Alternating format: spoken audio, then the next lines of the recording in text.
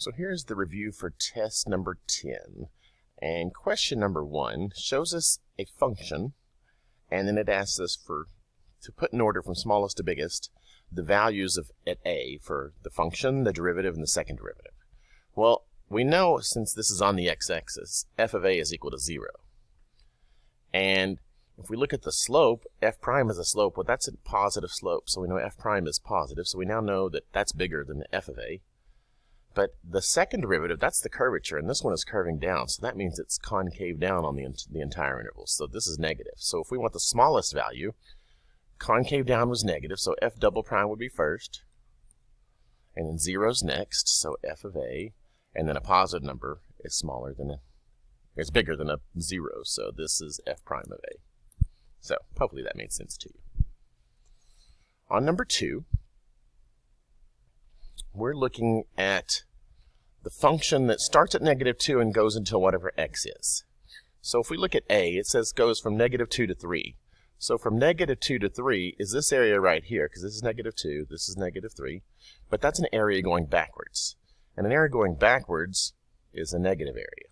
So that's probably not going to be the greatest.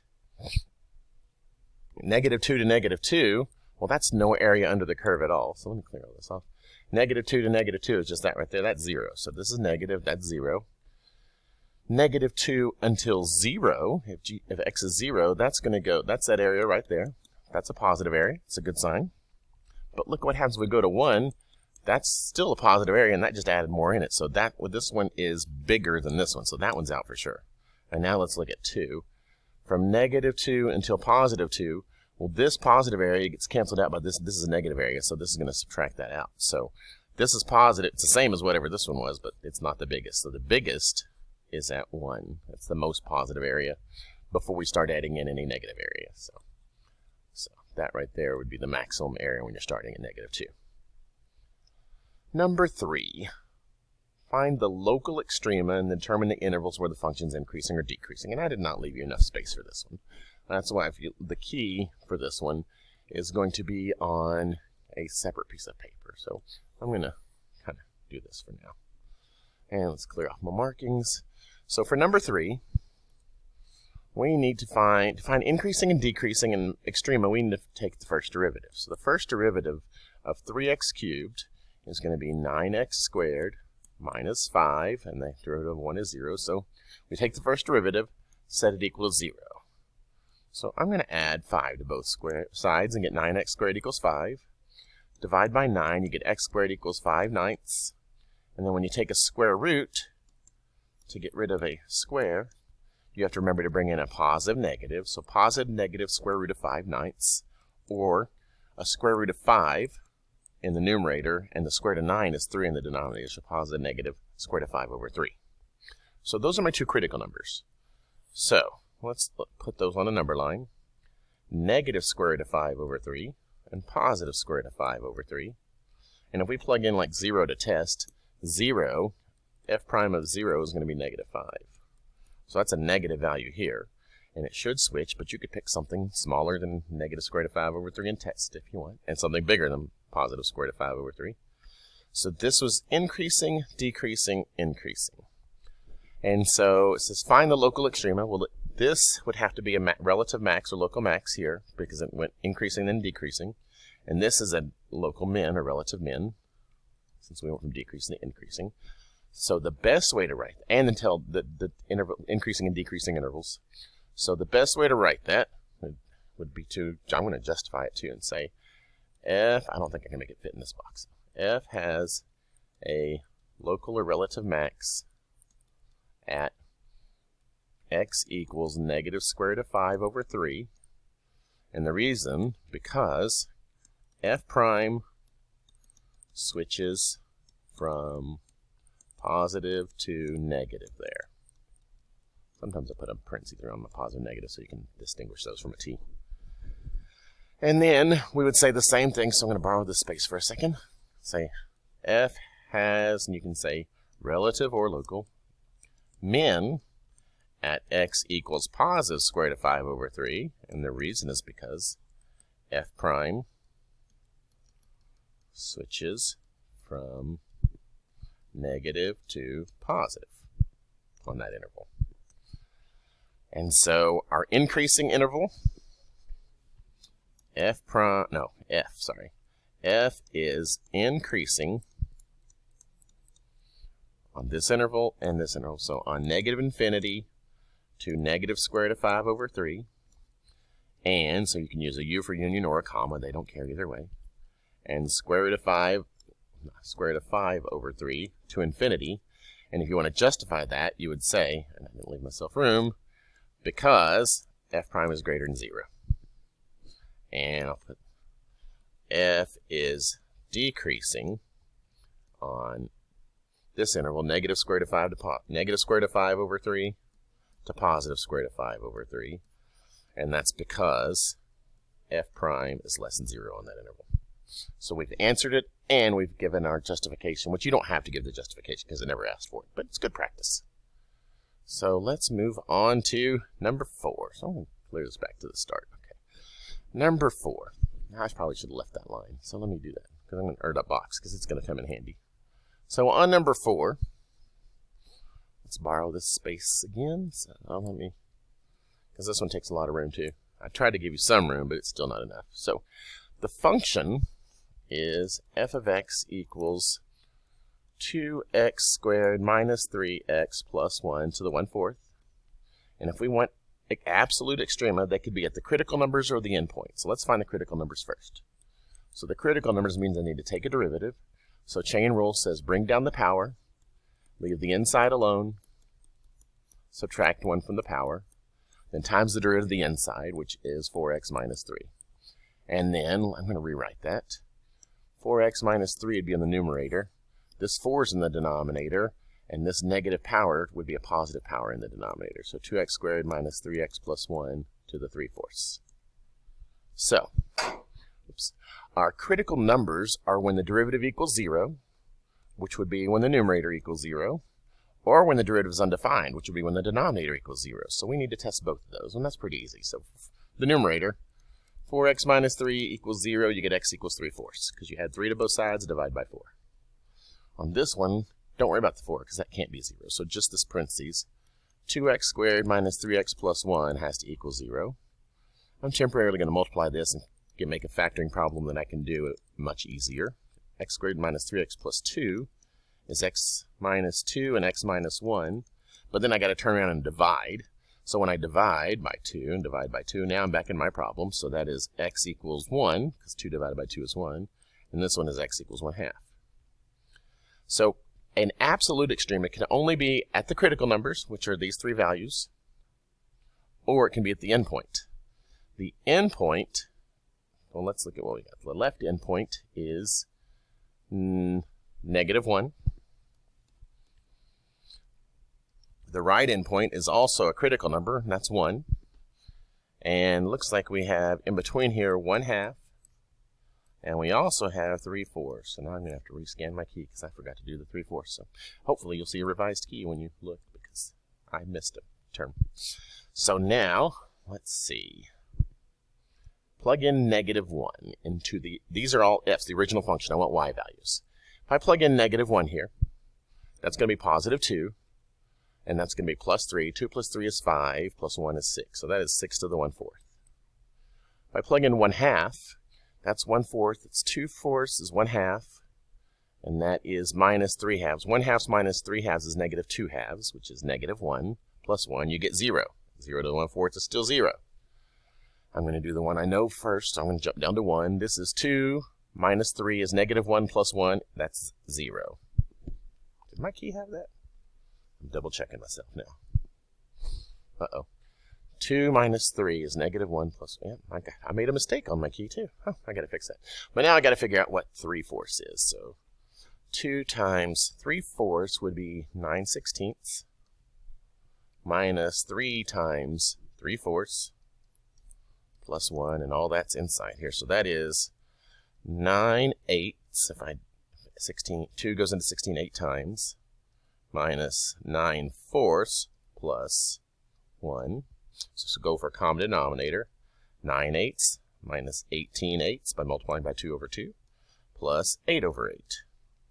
Well, that is 17 minus 18 is negative 1/8 to the 1/4 power, which doesn't even exist. That's an undefined value, so it cannot be, that one cannot be the max or min. So looks like the absolute extrema, the absolute max is 6 to the 1/4 power, and that's at x equals negative 1. The absolute minimum value is 0, and that's at x equals 1/2 and 1. And that is how you do absolute max and min. That's called the candidate test, when you test all of your possible values into the original function. So let's move on to number 5. Number 5 says, which of the following statements is true? And if I look, they're all talking about increasing. So increasing means I need a first derivative. So let's take the first derivative of this, which would be negative 3x squared minus 12x minus 9. And then we set that equal to 0. And if I divide everything through by negative 3, I get x squared plus 4x plus 3 equals 0, which factors to x plus what multiplies to give you 3, it adds to give you 4, which is 3 and 1. And so I get x equals negative 3, x equals negative 1. So I do my number line test. And I'm going to test f prime, but I'm going to use before I divide it. So I need to figure out what happens if I plug in, let's plug in 0 to this. If I plug in 0, you get negative 9. Oh, 0 is over here. I think I made a mistake on that one too. Dang, I'm glad I worked this out first, but finding careless mistakes I made. So it should switch, so this should be negative. So let's see, yeah, f prime of 0 is less than 0 because it was negative, but 0 is over here, and on my key I had it in between. Silly me. Okay, so let's look to see which one of the two. Increasing from negative 3 to negative 1. Yes. Increasing here. No, this is decreasing here and here. This is what I had because I had the signs wrong. But luckily I'm fixing my key. So, and rescanning shortly. Okay, so number 6 says a radius of a sphere is decreasing at a rate. So that's a dr dt. It's decreasing at a rate, so that's negative 2. At the instant when, so this is a find when given. So this was given information. And we're trying to find, and let's look at what the when is. When the radius is 3. What is the rate of change? So that's a derivative of the surface area, and that surface area is S. So we're trying to find ds dt. Luckily, they gave us a formula for surface area, which is S equals 4 pi r squared. So this is a related rate problem. So that's a clue that the test probably has a related rate problem on it. So let's take the derivative of this. So that would be with respect to time. So that would be ds dt equals 2 times 4 pi would be 8 pi, and r squared, the derivative is just r, but then don't forget times the derivative of r, so dr dt. Let's plug in what we know. Dr dt was negative 2. R was 3 at this instant, and we're trying to find ds dt. So that is negative 6 times 8 is negative 48 pi is ds dt, so C is the correct answer. And we're through with the front side, so let's move on to number 7. Number 7 is the second derivative test. Basically what they told us, they gave us an ordered pair. Negative 2 comma 6 is the point. And they told us the first derivative is 0, so that tells me it's a critical number. Critical number. Oh, yeah, I've got my screen. I can actually move this up a little. Is a critical number. And then the second derivative they told us is negative 4, and the second derivative is concavity. So concavity. So if you're curving down at a critical number, that means it has to be an absolute maximum. I mean a local maximum, not absolute. A relative max or local max. If it had been concave up at a critical number, that means it's a minimum. Number 8 says write the definite integral that represents the area under this curve, which would be this area here. So that's an inverted absolute value function. So the function is negative x, when we went up to, so negative absolute value of x, plus 2. So you could say the definite integral goes from negative 2 until positive 2 of negative absolute value of x plus 2. And I put that in parentheses and stick a dx at the end to show that all that gets that x is the variable. You also could have taken this line plus this line and split it up. So we could say this is the equation of the line. This line is just an x plus 2. So you could say from negative 2 to 0 of x plus 2 with respect to x. Added to it from 0 to 2, this line is just a negative x plus 2 dx. There are a couple others. I didn't write it down on the key, but we could have found the area of one of these, done just one part of it, and then doubled that answer. So we could have taken either one of these, or this one from 0 to 2, and said like 0 to 2 of negative absolute value of x plus 2, and then doubled it, because that would have been this area, and that's symmetrical, so it could have been both those. But that's we're not ready for that yet, but you could have. Okay, let's move on to number 9. Number 9 says, how many critical numbers do you have? Well, the critical numbers come from when the first derivative, which they already gave us the first derivative, equals 0. Well, you get x equals 2, and x equals negative 3. There's only 2 critical numbers, so 2 critical numbers is all it asked for. It didn't ask what they were, but we found them if we need them. Now let's look at number 10. Number 10 says we have a function to the right with 5 locations along the x-axis at a, e, I, o, and u. Which one is the smallest value? So the derivative at a. Well, the derivative is the slope, and that's a positive slope, so that's a positive number. The second derivative at e. The second derivative is concavity, and that one's concave down, so that's negative. That's a good sign for lowest, but let's keep going. The second derivative at I, well, here's concave down, here's concave up, so that's a point of inflection. At a point of inflection, the second derivative is 0. And then at O, we want the first derivative. Well, O is the bottom, that's the local minimum, so that derivative is 0, so it's a critical number. And then at U, we want the curvature over here, and that's curving up, so that's positive. So the smallest value is the only one that's negative, which is E. Now let's talk about number 11. So they gave us a graph of the first derivative. We want to draw the function. So I'm going to put that into a number line. So right here is where my x-intercepts are. So that's where the number line has zeros. Before that, the derivative was positive, then it was negative, then it was positive, then it was negative. That tells me it's increasing, decreasing, increasing, decreasing. So I'm going to put these lines just so I have some reference points, because I didn't do that very well when I tried to draw the key. So we're going up until this first line. Doesn't matter how high or how low we go, we just could draw in a general shape. And then we're going down until the second line, and then we're going up until the third line, and then down after that. Like I said, this could be anywhere. It could be, like, I can move I don't know where the x and y axis are. I just know where, where it switches directions. It had to switch at those 3 spots. So you get a general shape, but we don't know how steep or how flat it is.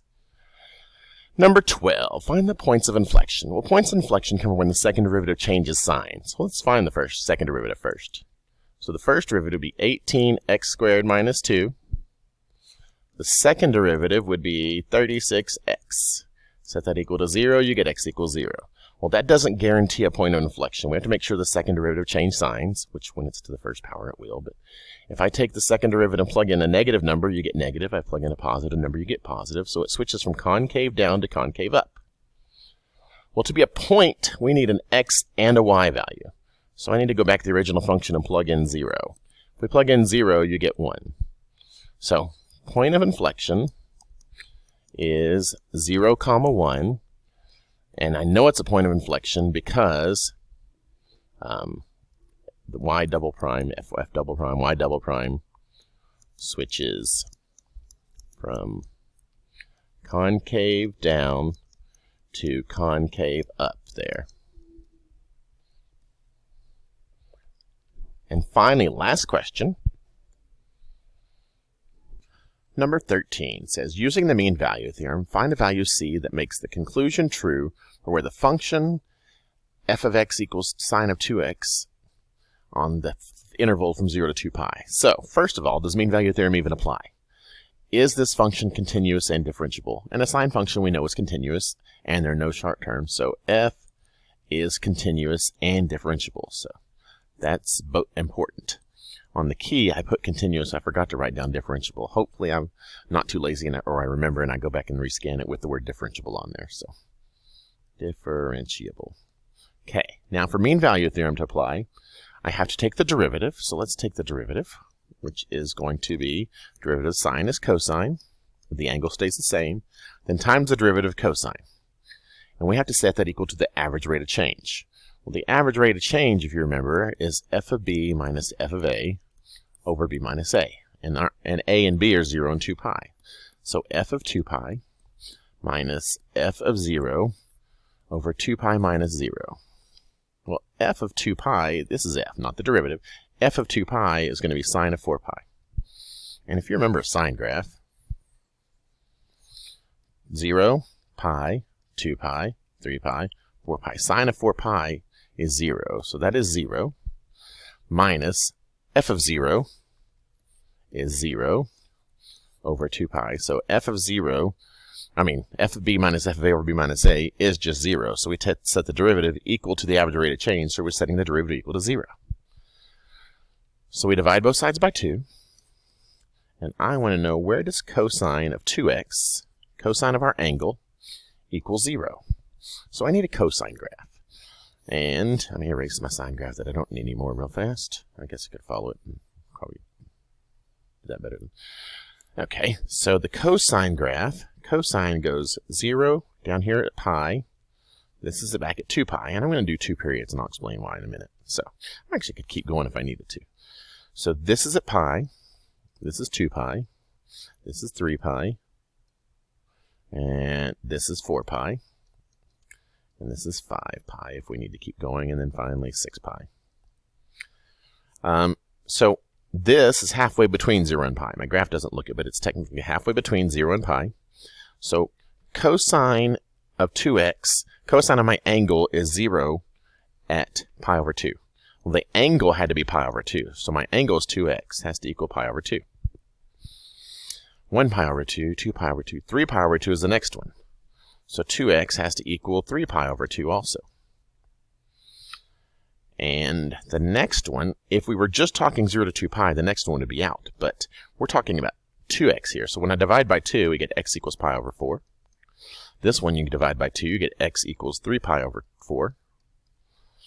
Well, if we look at the next one, 1 pi over 2, 3 pi over 2, 5 pi over 2.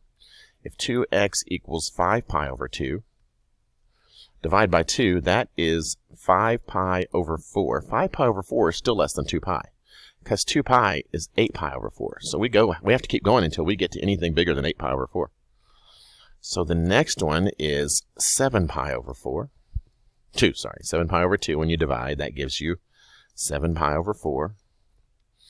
And then if I do the next one, it would be 9 pi over 2. When you divide, 9 pi over 4 is outside of our interval. So we had to go all the way to 4 pi before we got cut off on this one, before we outlasted our interval.